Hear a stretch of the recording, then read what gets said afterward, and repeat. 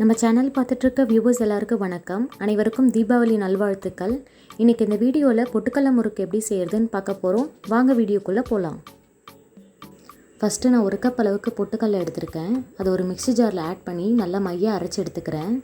இந்த மாதிரி நல்லா மையாக அரைச்சி எடுத்துக்கோங்க. அதை சலிக்கிறதுல ஆட் பண்ணிவிட்டு நல்லா மையாக சலித்து எடுத்துக்கோங்க. மைய சலிச்சு எடுத்ததுக்கப்புறமா அது கூட 2 கப் அளவுக்கு அரிசி மாவு சேர்த்துக்கிறேன்.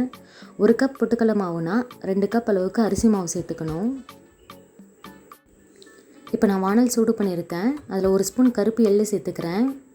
சேர்த்ததுக்கப்புறமா அதை நல்லா பொரிய விட்டுக்கோங்க. இந்த மாதிரி நல்லா பொரிய வச்சுக்கோங்க. இப்போ நம்ம சலிச்சு வச்சுருக்கிற மாவில் நம்ம வறுத்த எள்ளை சேர்த்துக்கோங்க.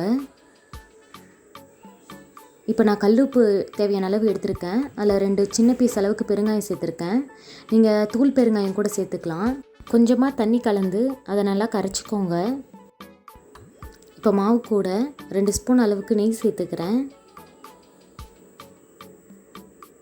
இப்போ நம்ம கரைச்சி வச்சுருக்கிற உப்பு தண்ணியை அதில் சேர்த்துக்கலாம். தேவையான அளவு உப்பு தண்ணி சேர்த்ததுக்கப்புறம் நீங்கள் நார்மல் தண்ணி சேர்த்துட்டு நல்லா பிசைஞ்சுக்கோங்க.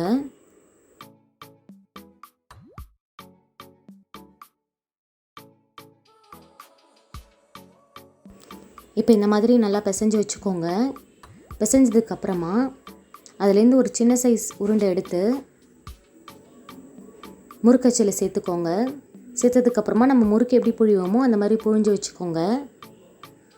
இப்போ வானலில் முறுக்கு வறுக்கிறதுக்கு தேவையான அளவு எண்ணெய் காய வச்சுருக்கேன். அதில் நம்ம புழிஞ்சு வச்சுருக்கிற முறுக்கை சேர்த்துக்கோங்க. சேர்த்துட்டு நல்லா செவக்க வறுத்து எடுத்துக்கோங்க. அவ்வளோதான், பொட்டுக்கடலை முறுக்கு ரெடி ஆயிடுச்சு. ரொம்ப சாஃப்டாக இருக்கும், சூப்பராக இருக்கும். கண்டிப்பாக இந்த தீபாவளிக்கு ட்ரை பண்ணி பாருங்கள். ட்ரை பண்ணி பார்த்துட்டு எப்படி இருந்துச்சுன்னு கமெண்ட்ஸில் சொல்லுங்கள். இந்த வீடியோ பிடிச்சிருந்தால் லைக் பண்ணுங்கள், ஷேர் பண்ணுங்கள். மறக்காமல் சேனலை சப்ஸ்கிரைப் பண்ணுங்கள். இந்த வீடியோ பார்த்ததுக்கு ரொம்ப நன்றி.